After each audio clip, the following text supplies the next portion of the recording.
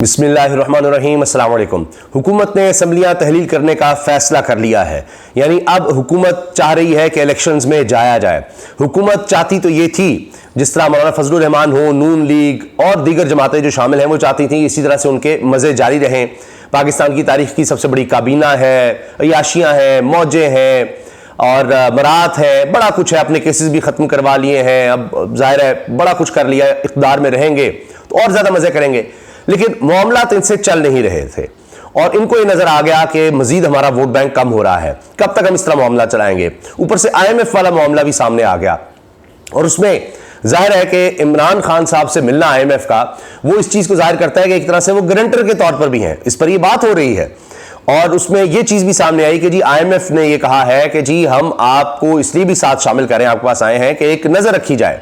और 9 महीने का मुआहिदा करने का मकसद भी यह है कि हुकूमत इस तरह से ना करे कि जनाब ये अब $3 अरब का जो कर्ज है ये फिर अपनी याशियों में उड़ा दें, जिस तरह से माजी में देखा गया है, या ये इलेक्शन जीतने के लिए उसको इस तरह से खर्च कर दें, तो ये भी ना हो। तो अब ये सिर्फ 9 महीने की विंडो है, तो लिहाजा हुकूमत को भी नजर आ गया कि अब उनके पास वक्त ज्यादा नहीं है और उन्होंने अब किया यह है कि बजाय इसके कि वो वक्त पूरा करते और फिर 60 दिन के अंदर इलेक्शन हो, इन्होंने ये सोचा है कि जी असम्बलियां वक्त से पहले 4-5 दिन पहले तहलील कर दें। अगस्त का दूसरा हफ्ता बताया जा रहा है कि जिसमें असम्बलियां तहलील कर दी जाएंगी और जब असम्बलियां तहलील करें तो फिर कानून यह है कि 90 दिन के अंदर इलेक्शन करवाने होते हैं। वैसे आइन कानून पर इन्होंने अमल कोई नहीं किया, आपने देख लिया पंजाब और खैबर पख्तूनख्वा में भी यही था, असम्बलियां तहलील हुई 90 दिन के अंदर, कहां इलेक्शन करवाए, कुछ भी नहीं हुआ। लेकिन अब मामला कुछ और तरह से है। इनको लगता यह है कि अब इन्होंने जितना जबर और जो कुछ करना था, तरीके इंसाफ को तोड़ फोड़ दिया, आगे भी ये प्लान्स हैं, तो ये और ज्यादा जितना डिले कर सकते हैं वो ये कोशिश करेंगे। मगर ये घिर चुके थे। आपने देख लिया माशी तबाही पाकिस्तान की तारीख में इतनी नहीं हुई जितनी इस दौर में हुई है, इस 1 साल में हुई है। तो इतनी बदनामी, इतना इन्होंने कर्ज भी लिया जो आज तक पाकिस्तान की तारीख में नहीं लिया गया। हर तरह से पाकिस्तान की तारीख की इंसानी हुकूक की खिलाफ वर्जियों को देख लें, बदनाम तरीन हुकूमत, इतना बुरा कभी नहीं हुआ मुल्क में। आप वुकला की प्रेस कॉन्फ्रेंस सुन लें, देख लें, जो कह रहे हैं कि इंसानी हुकूक किस तरह से पामाली हुई है, चार दीवारी किस तरह पामाली हुई है। मैं सुन रहा था कि रबिया बाजवा साहिबा जो वुकला रहनुमा में से है, उन्होंने कहा कि पीपल्स पार्टी तक पर बड़ा अफसोस है कि जलज़िया के दौर में वो कहते हैं अपने कोड़े खाए, ये किया वो किया। सबसे ज्यादा अफसोस और दुख उन पर है कि वो भी इस सब में शामिल है। तो ये सब बातें लोग कर रहे हैं। अब हुकूमत ये समझती है कि चले कुछ और वक्त हमें मिल जाए कि शायद उसमें सितंबर में चीफ जस्टिस की तब्दीली होगी, अगरचे चीफ जस्टिस भी कुछ खास नहीं कर पाए इंसानी हुकूक के हवाले से या दीगर मामला। ये तक हुआ कि एक वकील लापता होते हैं तो आखिर बात होती है, तो आगे से वो कहते हैं जी सब्र करें, हालात ऐसे हैं। इस पर अब्दुल मुईज़ जाफरी साहब, वो बड़े मशहूर वकील भी हैं, टेलीविजन पर भी आते रहते हैं, प्रोग्राम भी किया करते थे। अब उन्होंने डॉन में कॉलम लिखा है जिसको तमाम सहाफ़ी बड़ा सराह रहे हैं और उन्होंने वाज़ेह तौर पर लिखा है कि हमने फिर वो जंग छेड़ी है जो वो वाहिद जंग है जो हम जीतना जानते हैं, नाज़िम ने जीती है। और वो जंग अफसोस के साथ उन्होंने लिखा है डॉन में कि वो जंग हमारी अपने ही आइन के खिलाफ और अपनी हमवतनों के खिलाफ होती है। वही जंग हमने फिर छेड़ी हुई है और इसमें कोई जीत नहीं है, इसमें हार ही हार है।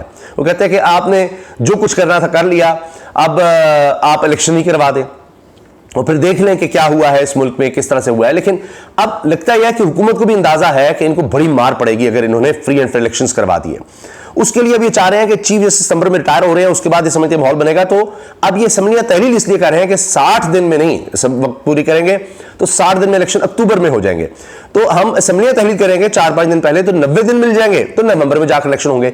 ये थोड़ा सा और टाइम मिल जाएगा तहरीक इंसाफ को दबाने का, लोगों को उठाने का, जो भी करना चाहते हैं इमरान खान के खिलाफ केसेस का, उनको किसी तरह मंतकी अंजाम तक पहुंचाने का, कोई नाअहली, सजा, गिरफ्तारी, उस तक जाने का। और उनको जो लगता है कि चीफ जस्टिस शायद कहीं हर्डल हो, जो अभी तफसीली फैसला भी आ गया है इमरान खान साहब को जो इस्लामाबाद हाई कोर्ट से गिरफ्तार किया गया था उसके हवाले से, उसमें यह लिखा है कि इसके बाद तो कोई इज्जत एहतराम कोई रह नहीं जाना था अदालतों का, क्योंकि फिर तो ये एक शिकारगाह बन जानी थी इदारों के लिए कि अदालत में जब भी कोई आएगा रिलीफ लेने तो वहां से उसको पकड़ दो।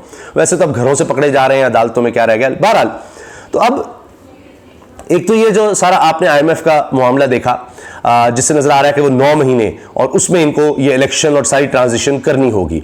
महंगाई का एक और तूफान आता नजर आ रहा है, पहले ही इन्होंने इतनी ज्यादा महंगाई कर दी, तो अब इनको ये नजर आया कि ये बेहतरीन वक्त समझ रहे हैं कि आगे जितना भी हम चलेंगे उतनी हमारे लिए मुश्किलात शायद और ज्यादा होंगी।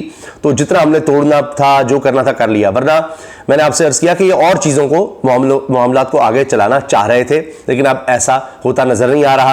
और अब जो ताज़ा खबर है मैंने आपसे शेयर की है कि फैसला ये हुआ है कि अगस्त के दूसरे हफ्ते में असम्बलियाँ तहलील की जाए और फिर अक्टूबर की बजाय नवंबर में इलेक्शन, जितना हम मजीद डिले कर सकें कर लें। क्योंकि अभी तक अब यह है कि केयर टेकर सेटअप भी डिसाइड नहीं हो सका, दुबई प्लान जो है वो भी फेल होता नजर आ रहा है। नाम अब भी आ रहे हैं निगरान वज़ीर आज़म के लिए, कौन कौन होगा, कभी किसी का पता लगता है जी फलां, आजकल तो बड़ी साफ़ियों की, सो कॉल्ड साफ़ी मैं कहूँगा, उनकी चांदी हुई भी है, वो जनाब जाते हैं पहले इन्हीं के लिए काम करें और इन्हीं के लिए जनाब कसीदे पढ़ें और एजेंडे पर काम करें, और उसके बाद जब हुकूमत में आए मिलती है तो इदारों में आकर बड़े बड़े हुदे ले लें और उसके बाद फिर दोबारा जाकर साफ़ी बन जाए। तो लिहाजा जनाब अब वो फिर आप देखिए कि बहुत से साफ़ियों के नाम आ रहे हैं, लेकिन उनके क्रिमिनल रिकॉर्ड्स भी सामने आ रहे हैं, वो एक अलग किस्सा चल रहा है। अब मैं आपके सामने चंद चीज़ें रख दूं कि हाल ये है, इनको तो सिर्फ अपने इक़्तिदार की पड़ी हुई थी और जनाब तहरीक इंसाफ को क्रश करना है, यही दो इनके काम थे, अपने केसेस खत्म करने हैं। अगले इलेक्शंस के लिए इनको नजर आ रहा था कि इनकी कारकर्दगी सिफर है, वोट इनके नहीं है, वोट बैंक जनाब तहरीक इंसाफ का है, वो बढ़ता चला जा रहा है, हमदर्दी है। तो लिहाजा इन्होंने देख लिया कि कारकर्दगी तुम्हारी सिफर है, उससे तो हम जीत सकते हैं, हम धौंस धांधली पकड़ धकड़ इसी तरह से जीत सकते हैं। उस पर इन्होंने जोर रखा हुआ है, क्योंकि कारकर्दगी क्या है, वो ये है कि जनाब पाक सुजुकी के कार और मोटरसाइकिल प्लांट्स की बंदिश में मजीद तोसी हो गई है, यानी अब तो मोटरसाइकिलें भी खरीदने की ताकत नहीं रही लोगों में, तो इसलिए सब कुछ बंद हो रहा है। महंगाई से परेशान पाकिस्तानियों के लिए चीनी और आटा मजीद महंगा हो गया। इन्होंने बड़ा जनाब ये कहा था जी हम चीनी एक्सपोर्ट की इजाजत दे रहे हैं, खुद इनकी मिले भी हैं, तो लिहाजा अब देखिए कि चीनी भी महंगी हो गई, आटा भी महंगा हो गया। वो याद है ना आपको, आटे की लाइनों में किस तरह लोग मरे और जनाब मुफ्त आटा और ये और सब, अब जनाब वो आटा भी पहुंच से दूर हो गया है। अशिया खुर्दोश की कीमतों में इजाफा, वो हफ्तावार इजाफा होता चला जा रहा है जी, वो भी नहीं रुक रहा। साल 2022 के दौरान मईशत को संगीन अदम तवाज़ुन का सामना रहा। स्टेट बैंक, ये इनकी कारकर्दगी है जी। स्टेट बैंक भी कह रहा है कि जनाब तबाही हुई है, हर सतह पर हर लिहाज से आपको इस तरह की खबरें मिलेंगी। तो अब ये देखें कि कारकर्दगी है कि ये अब इलेक्शन भी डिले चाहते हैं कि वो एक विंडो इनको मिल जाए, तो इसलिए असम्बलियाँ अब तहलील करके और मजीद वक्त चाह रहे हैं कि अच्छा केयर टेकर सेटअप में जनाब हमें और कुछ मिल जाए वक्त। और वो केयर टेकर सेटअप क्या होना है आपने देख लिया, जो पंजाब और खैबर पख्तूनख्वा में जिस तरह से हुआ है। अब केयर टेकर सेटअप लाकर इन्होंने कारकर्दगी किस तरह की रखी है, उसमें मुझे आपको बताने की क्या ज़रूरत, आप देख ही रहे हैं क्या मुल्क के हालात हैं। मैं चंद ताज़ा खबरें बस आपसे शेयर कर देता हूँ। इसमें जनाब जाहिद गिशकोरी साहब हैं, ये हम न्यूज़ के इन्वेस्टिगेटिव टीम के हेड हैं, ये बता रहे हैं जी रिकॉर्ड खसारा हर इदारे में आपको मिलेगा, हर इदारे इन्होंने तबाह कर दिया है। और कमाल है कि जी एक साल में इन्होंने इतनी तबाही लाए हैं कि ये कोई आसानी से नहीं लाई जा सकती, ये इंतहा दर्जे की इनकम्पिटेंस होगी। और उसकी वजह यह है कि इनकी तवज्जो कहाँ रही, पकड़ धकड़ पर, इंसानी हकूक़ की पामाली पर, साफ़ी हों, वकला हों, आम शहरी हों, जो भी हो, बस उनके खिलाफ केसेस बनाओ, अपना इक़्तिदार जो है उसको लंबा करो। ख्वाहिश तो ठीक है इसको लंबा चलाते, लेकिन वो इनसे IMF से मामला तय नहीं हो रहे थे, वो डिफ़ॉल्ट वाला जो था ना कि डिफ़ॉल्ट से बचा लिया, वो नहीं हो रहा था। तो अब इनके पास ये 9 महीने की विंडो है, उसके दौरान ये चाहते हैं कि जो भी हो इस दौरान में दोबारा किस तरह से जीत कर आ जाए अगले 5 साल के लिए, क्योंकि वरना इसको अब डिले करते हैं तो IMF की शराइत वही पॉलिटिकल स्टेबिलिटी की और इलेक्शंस की। मिलने का मकसद ये है कि अच्छा इलेक्शंस होंगे तो ये पार्टीज हो सकती हैं, तो IMF भी ये देख रहा है कि आप आइन पर अमल करें, तो ये उस तरफ से भी ये फंसे हैं, अपनी नाअहलियाँ हैं, कारकर्दगी की सिफर है, और फिर ये मामला कि ये अब हम और ज़्यादा लंबा चला नहीं सकते, फिर डिफ़ॉल्ट आ जाएगा, तो इसलिए हमारे होते डिफ़ॉल्ट ना हो जाए, तो हम ये निगरान सेटअप पर डाल दें या तब तक इलेक्शंस हो चुके हों, फिर आएंगे तो फिर देखेंगे। तो इस वजह से फंसे हैं और इन्होंने फैसला किया।